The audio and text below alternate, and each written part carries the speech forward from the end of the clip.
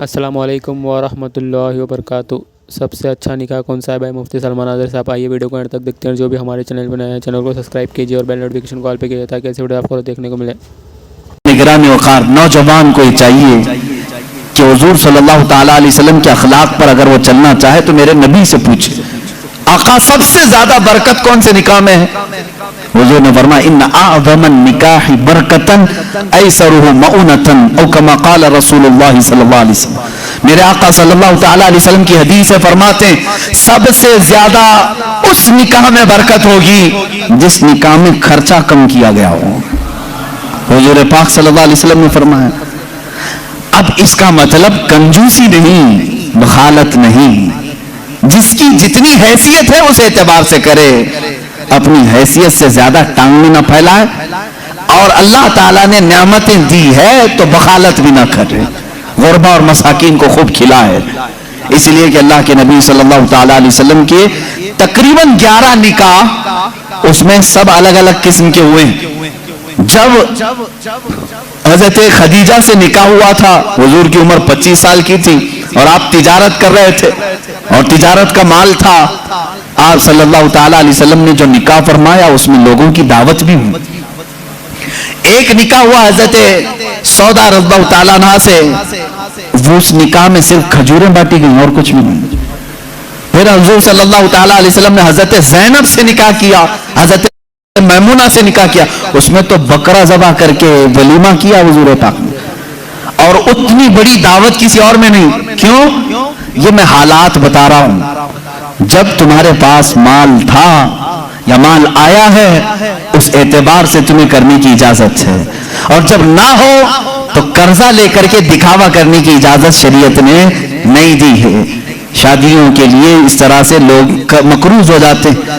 کئی لوگ ایسے ہیں جو اپنی پتہ نہیں عزیز عزیز چیزیں اٹھا کر بیچتے ہیں، نہیں صرف 4 لوگوں میں مجھے منہ دکھانا رہتا ہے، منہ دکھانا رہتا ہے، نکاح کرنا ہے بیٹی کا، نکاح کرنا ہے فلاں کا۔ اور آج کے معاشرے سے میں نوجوانوں سے کہوں گا، میرے سننے والے جتنے نوجوان ہیں، اگر نبی سے محبت کرتے ہو اس میلاد میں ایک عزم کر لو، ایک عہد کر لو، ہم میں سے جس کا نکاح ہوگا، ہم جس سے نکاح کر رہے ہیں، ہم سسر کے لیے بلا بن کے نہیں اتریں گے۔ ہاں آج بہت سارے داماد بلا بن چکے ہیں، بلا ہیں، وہ وبا ہیں، اس لیے کہ بیٹی ایک بار دیا ہے اور یہ بیماری زندگی بھر کی لگا لیا ہے۔ ہاں کئی لوگ ہیں ایسے، کڑوی ضرور ہے میری بات، جس نے اپنی بیٹی دیا ہے اور وہ پیچھے لگ گیا ہے۔ کل ہی ایک خاتون میرے پاس آئی، شادی ہو کر کے اس کے 9 سال ہوئے، بچے بھی ہیں، روتی ہوئی آئی، کہہ رہی ہے کہ میری ماں، اس کی ماں بیوہ ہے، اس کے باپ کا انتقال ہو چکا تھا برسوں پہلے، اور برسوں پہلے میرے باپ کی جو پراپرٹی تھی خاندانی، وہ میری بیوہ ماں کو ملی ہے، وہ کچھ لاکھ روپے آ گئے ہیں، اور جیسے ہی میرے گھر میں معلوم ہوا ہے شوہر نے مجھے باہر نکال کے گھر بھیجا ہے، جا تیری اماں کو جو پراپرٹی میں ملا ہے اس میں سے 2 لاکھ مانگ کے لکھا ہے۔ معاذ اللہ، بھکاریوں سے کیوں شادی کرتے ہو؟ اس طرح کے لوگ جو اپنی عورت پر اپنا محل سجانا چاہتے ہیں، ان کی حیثیت بہت ذلیل ہے، بہت ذلیل۔ میں آپ کو بتاؤں، تم برباد ہونا چاہتے ہو، جس کی خواہش ہے وہ مجھ سے پوچھ لے، میں بتا دوں گا۔ توبہ استغفر اللہ، کوئی نہیں چاہے گا، ہر کوئی برکت کا راستہ ہم سے پوچھتا ہے، لیکن یہ راستہ بھی میں بتا دیتا ہوں، جو اپنا بزنس اور اپنی برکت سب برباد کرنا چاہتا ہے، اس کے لیے بعض بزرگوں نے فرمایا وہ اپنی بیوی سے زبردستی اس کا مال لے کر کے بزنس میں لگایا ہو، وہیں سے شروعات ہو جائے گی نحوست کی۔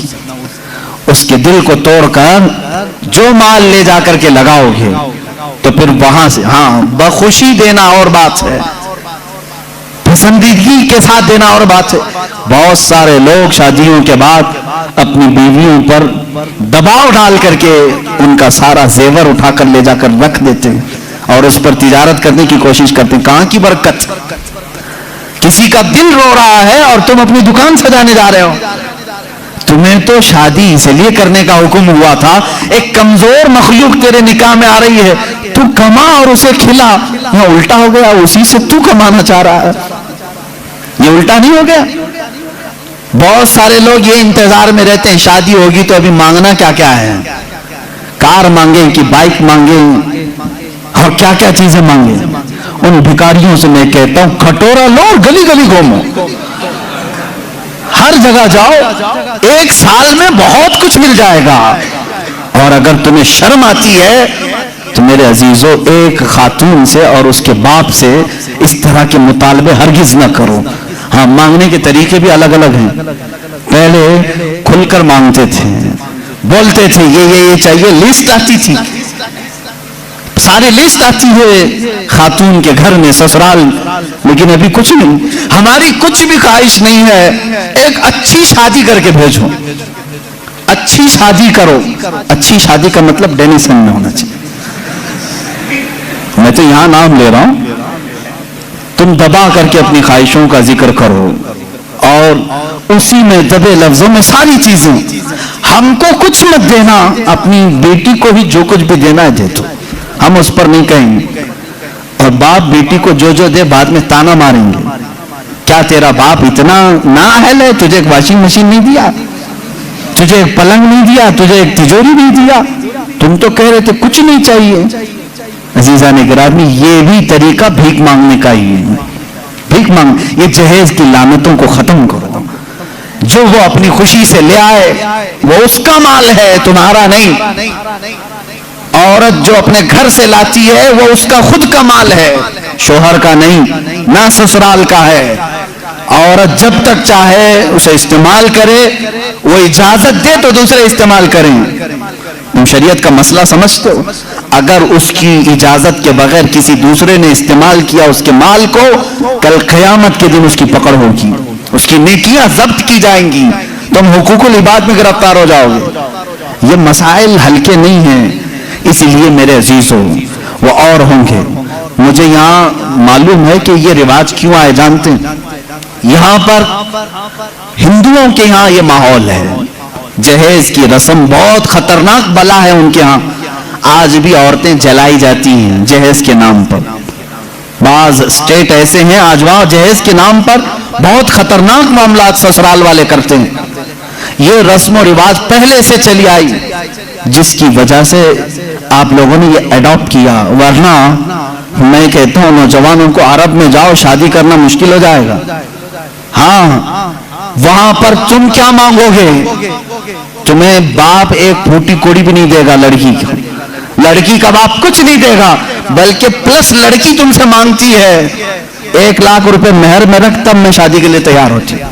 وہاں عورتیں مانگتی، سعودی میں تو آدھا کلو پاؤ کلو سننا مہر میں دینا پڑتا ہے۔ بیچارے کتنے نوجوان ایسے کماتے کماتے مہر کی رقم 40 سال کے ہو جاتے ہیں۔ باہر وہاں عرب میں آج بھی یہ رواج، عورت کا حق ہے مانگنا، مرد کیا مانگے گا؟ یہاں جو ہمارا معاشرہ بدلا ہے اس کی وجہ ہماری صحبت ہے، جو دیکھ رہے ہیں ہم ادھر ادھر، یہ صحبت کا اثر ہے جو تمہارے ہاں جہیز کی لعنت آ گئی۔ اسے نکالو اپنے ہاتھ سے، اور کسی بھی عورت کے گھر اس کے باپ پر بلا بن کر کے نازل نہ ہو۔ جب تم باپ بنو گے تمہیں پتا چلے گا ایک جگر کے ٹکڑے کو، بیٹی کو رخصت کرنا کتنا سخت ترین معاملہ ہوتا ہے۔ میرے عزیزو، جن بچیوں کو ہم اپنی گودوں میں پالے ہوتے ہیں، انہیں بڑی کیے ہوتے ہیں، انہیں پڑھائے ہوتے ہیں، کھلائے ہوتے ہیں، ہر عید بقرعید پر انہیں پہنائے ہوتے ہیں، ان ننھی سی کلیوں کو جب باپ رخصت کرتا ہے تو اس کا کلیجہ ٹوٹ جاتا ہے۔ پھر تم جانتے نہیں اس کے گھر سے پوری کی پوری ذات لے کر کے آ رہے ہو، پھر اس پر پلس تمہیں اور مال بھی چاہیے، پیسے بھی چاہیے۔ کیا یہ رواج ہمارے یہاں نہیں ہے؟ رسم کرو تو لڑکی کے گھر میں، شادی کرو تو لڑکی کے گھر میں۔ پورے اس کارکرم میں صرف ولیمہ ایک ہی ہے جو مرد کے گھر میں ہوتا ہے، باقی کیا ہے؟ سب عورت کے گھر میں کرنا ہے۔